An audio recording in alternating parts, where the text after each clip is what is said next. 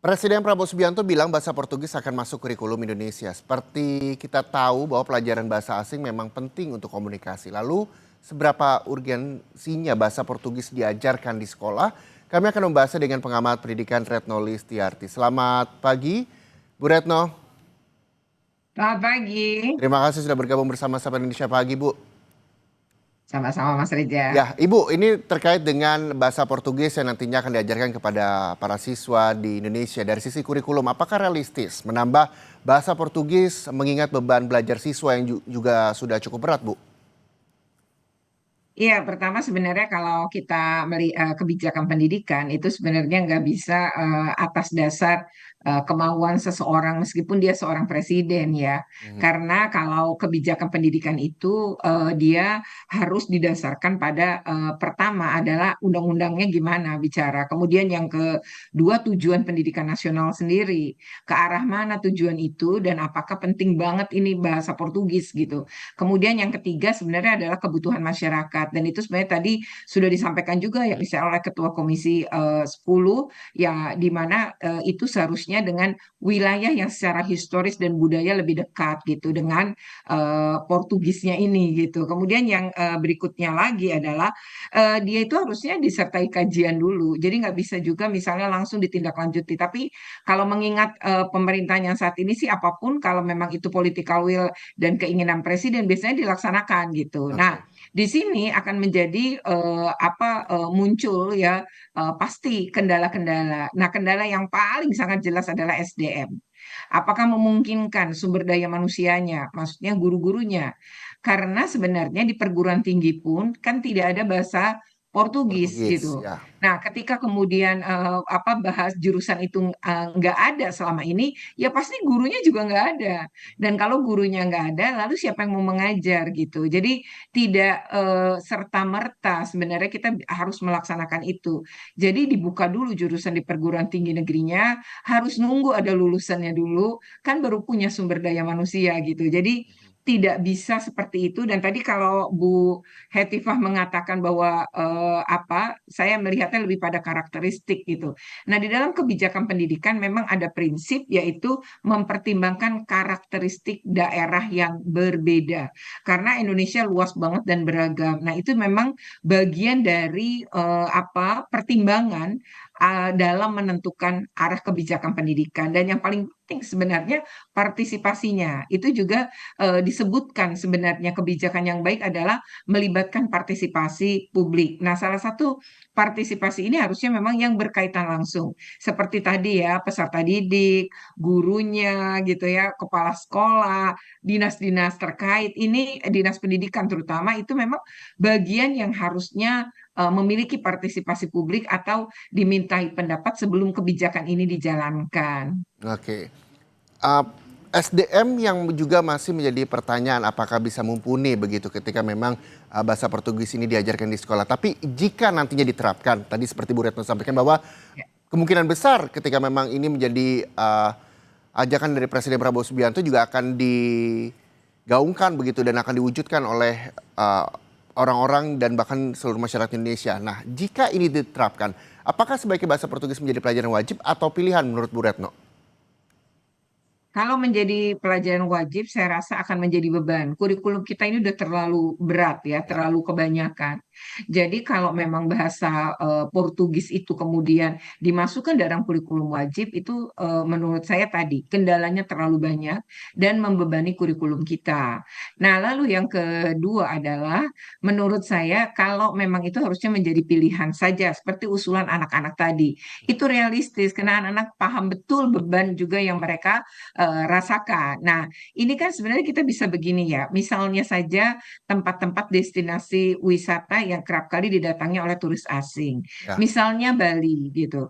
Nah, di Bali itu juga harus pakai data karena sebuah kebijakan itu harus pakai kajian ilmiah kan. Mhm. Misalnya rata-rata dalam 1 tahun berapa turis yang berasal dari Portugal atau negara-negara yang menggunakan bahasa Portugis ya, Ya. itu negara-negara mana aja gitu ya. Lalu dia punya kebiasaan untuk datang liburan ke Bali misalnya itu berapa banyak banyak dalam suatu tahun. Nah, kalau secara signifikan ternyata tinggi, berarti ada kebutuhan. Nah, kalau ada kebutuhan masyarakat seperti itu atau kebutuhan daerah, maka bisa saja bahasa Portugis ini kemudian masuk ke sekolah-sekolah. Dia bisa saja misalnya menjadi pilihan. Nah, tetapi apa pilihan pun bisa kalau di wilayah seperti itu tuh ya Bali, tapi harus dasarnya kajian juga ya. Maka bisa saja itu menjadi pilihan utama, dibuat aja begitu. Ya. Nah, itu bisa. Jadi artinya sesuai kebutuhan saja ya. Kalau misalnya di Magelang ya kan nggak butuh itu gitu ya. Atau misalnya apakah kemudian Aceh misalnya membutuhkan itu? Mungkin enggak gitu. Jadi memang harusnya didasarkan kepada basis kebutuhan masyarakat. Hmm. Didasarkan pada basis kebutuhan masyarakat dan juga mempertimbangkan karakteristiknya, begitu ya Bu Retno ya. Lalu bagaimana cara agar kebijakan ini juga tidak hanya menjadi simbol politik, tapi benar-benar berdampak pada peningkatan kompetensi global siswa? Nah, ini pertanyaannya bagus gitu. Harusnya itu memang jadi kebijakan itu bisa dilaksanakan atau tidak kan nggak bisa gini ya. Ya. Presiden ngomong hari ini, lalu tahun ajaran baru depan dua harus masuk kurikulum dan lain-lain. Nggak bisa gitu karena proses membuat kurikulum aja menambahkan satu mata pelajaran dalam kurikulum saja itu berarti sebuah proses panjang yang harus dilakukan. Ya. Dan bahasa Portugis ini sendiri ada nggak dalam undang-undang kita gitu bahwa itu adalah wajib gitu. Jadi maksudnya pilihan wajib di setiap sekolah untuk mengajarkan. Kan selama ini wajib itu diantaranya adalah bahasa Jepang, bahasa Inggris, ya bahasa Arab. Nah memang ada satu lagi, kan ada jurusan-jurusan bahasa memang. Ya. Nah yang sekarang tren dan baru itu adalah bahasa Mandarin. Karena ternyata itu sangat dibutuhkan sehingga memang mau akhirnya masuk menjadi pilihan utama. Nah sekarang kalau Portugis, apakah kemudian menjadi pilihan utama? Kalau menjadi pilihan utama memang political will atau keinginannya presiden, presiden kan juga harus mempertimbangkan ada nggak SDM-nya. Setuju. Kalaupun itu misalnya menjadi ekskul seperti usul Ibu Hetiva tadi, ekskul ini pun kan harus ada yang ngajar. Ya. Siapa yang ngajar gitu. Jadi kalau udah ada peminatnya, seperti ada murid tadi bilang, peminatnya ada, tapi sekarang yang ngajar ada nggak?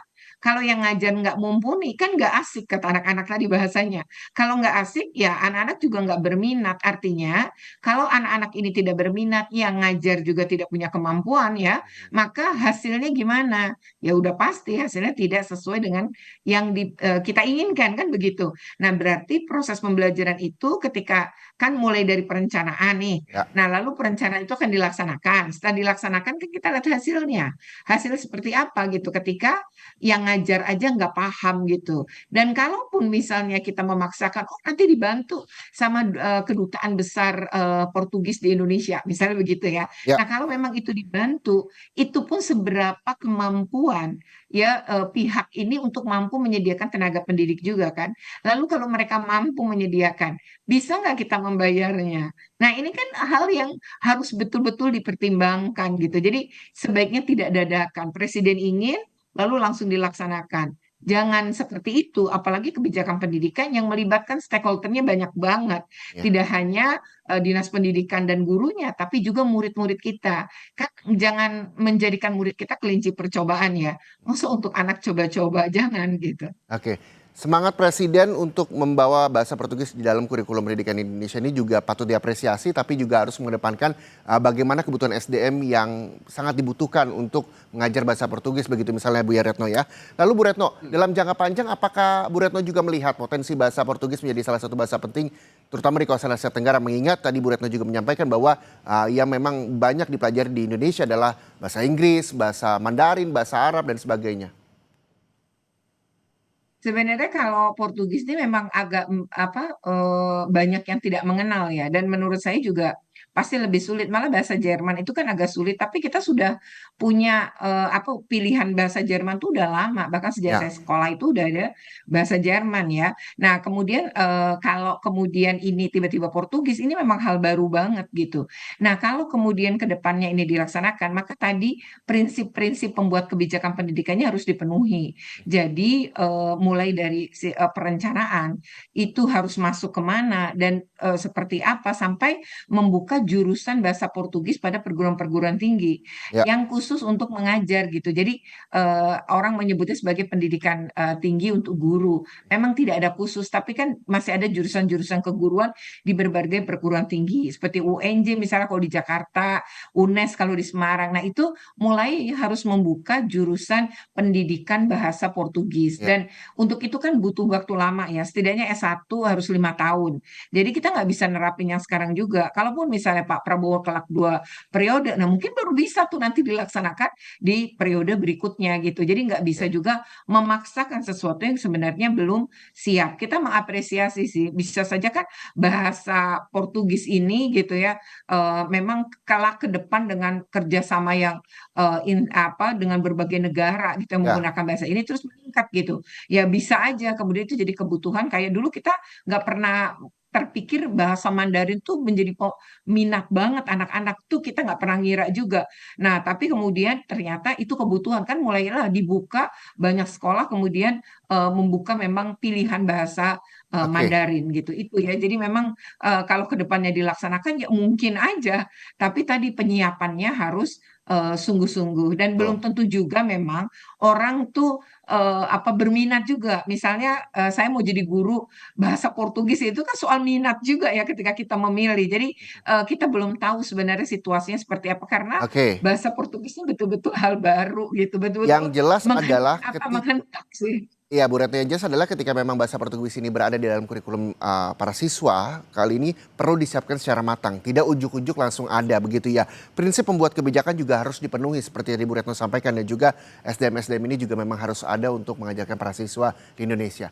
Terima kasih, mudah-mudahan ini juga bisa menjadi reminder untuk pemerintahan kita bahwa segala sesuatu harus dipersiapkan dengan matang agar hasilnya juga lebih baik. Terima kasih sekali lagi pengamat pendidikan Ibu Retno Listiarti atas waktunya bersama Sapa Indonesia Pagi.